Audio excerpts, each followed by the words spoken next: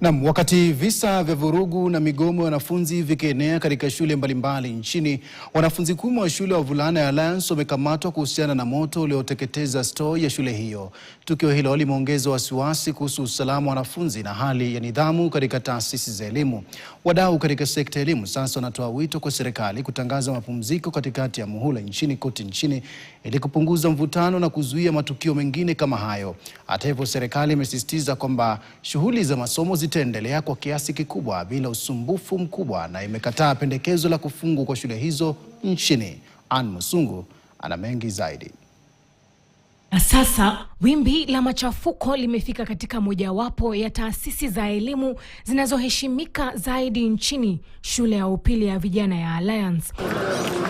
Wanafunzi 10 wamekamatwa baada ya moto kuteketeza ghala lililokuwa na magodoro ya zamani usiku wa Jumatano. Tukio hilo lililotokea katikati ya taarifa za kuongezeka kwa vurugu za wanafunzi na kusababisha mkutano wa dharura kati ya bodi ya usimamizi, wawakilishi wa wazazi na maafisa wa Wizara ya Elimu. Mkutano huo uliamua kufunga shule kwa muda na kuwaruhusu wanafunzi kwenda nyumbani wakati uchunguzi ukiendelea.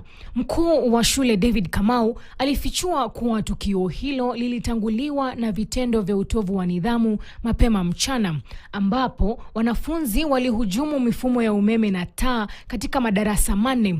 Kilichoanza kama vurugu ndogo kiliongezeka na kuwa tukio kubwa la kiusalama lililosababisha moto mkubwa usiku. Unfortunately, sometimes in the course of the night, there are 2 boys who were captured on CCTV touching a store that was housing some old mattresses. Tukio hilo limezua hofu kwa wazazi, wengi wakitaka majibu kuhusu ongezeko la matukio ya vurugu mashuleni. I can suspect sabotage from maybe an outside force. Hata hivyo, licha ya shinikizo hilo, serikali imepinga wazo la kufunga shule mapema.